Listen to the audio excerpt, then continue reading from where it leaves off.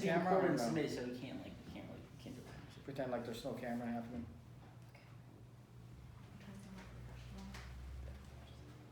All right, good morning. Today I'm going to teach you about how to submerge a submarine.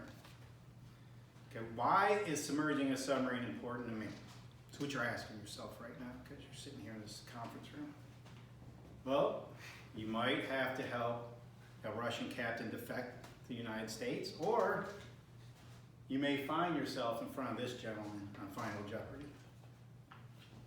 So the first thing you need to do is you need to gather the people. So this is the core group of people to submerge a submarine. You got the diving officer of the watch, who is normally the most senior enlisted guy in the watch team, and he's responsible for the other three members. So he controls the plane movement and where the water is getting moved to. You have the chief of the watch, who sits in front of this panel.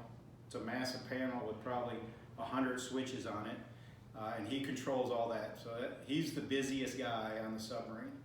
And then you have the helmsman, who controls the rudder and either the fair water planes or the bow planes. So fair water planes are that hull structure thing that sticks out of like the cylinder. That's called the fair water, and the planes on there. Then the newer boats have bow planes, which are in the front of the boat. And then you have the sternsman, who's responsible for the stern planes. Okay. And this is what they look like. So you got the dive. There's the chief of the watch. This is called the ballast control panel. See, it's pretty intensive. There's a lot of switches. And this is the helmsman, and then the planesman is called ship control panel. So as you see, there's no windows. They're just kind of looking at these gauges, trying to figure out where we're at. Okay. Okay. So this is basically the main ballast tanks. So this inner portion is what we like to refer to as the people tank. So we really don't want to get water into the people tank. So we flood in here. And how we flood in there is this main ballast tank vent. So a 688 submarine has 5 main ballast tank vents, and each main ballast tank has 2 vents. And all this does is let air out. So water doesn't come in here. These sit on top of the submarine, and it lets air out. On the bottom of the main ballast tank vents are these louvers that are open to the sea all the time. So the air pressure, when these are airtight, the air pressure keeps the water out of the main ballast tank vents. So when we want to submerge, we open these main ballast tank vents. Okay, and this is a simple, real simple process. I kind of melted it down for you. So first thing you want to do is ensure all the hull openings are shut. It's pretty important. Then you want to be at speed less than 7 knots. It's just due to the planes and how they react. You open the main ballast tank vents, and air shoots out of the top, and the water starts flooding into the main ballast tank vents.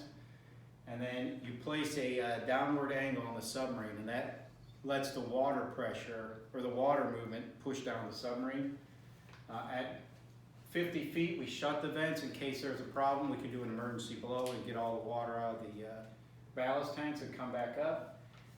We normally go down to a depth of 150 feet, and we kind of level out and we trim the ship.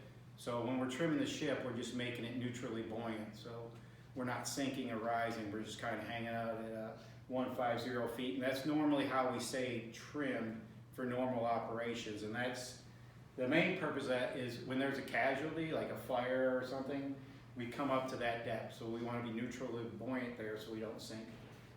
All right, next. Okay, so buoyancy.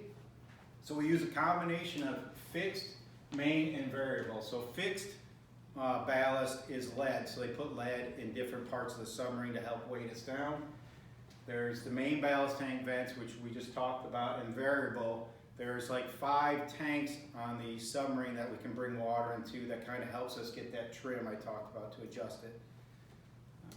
So even with full ballast tanks, we may not submerge, so you may have to bring extra water on to the variable tanks.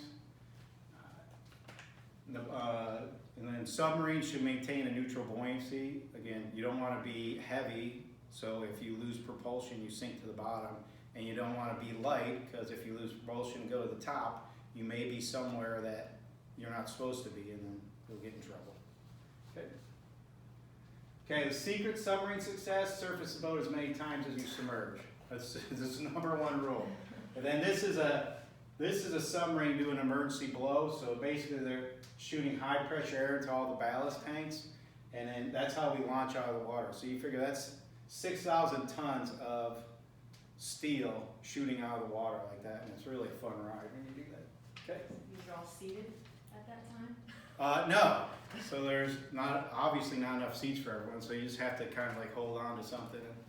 And, yeah, so sometimes it gets rough. So. Any questions? Yes. Worst case scenario, one or more of your ballast tanks are malfunctioning and you're submerged. How do you? So there's always backups. Like submarine has backup for everything. So we have emergency air flask, which is separate from the high pressure air system that can operate them. And there's also a manual way that's called the knocker valve, and there's these big valves, and you got like knock them like this, and that shoots the air into the tanks. So there's always a backup on a submarine. Right. Anyone else? Why the 150 feet? Why not 200? Well, the 150 feet, that's where we go to That's just- for casualties. So that's like a safe operating depth where we're below the deep draft ships, Okay. so we don't get hit. And then it's where we can like safely get the ship safe before we have to either surface or we fix the problem, we can continue on. Okay, thank you. Whew, that was horrible.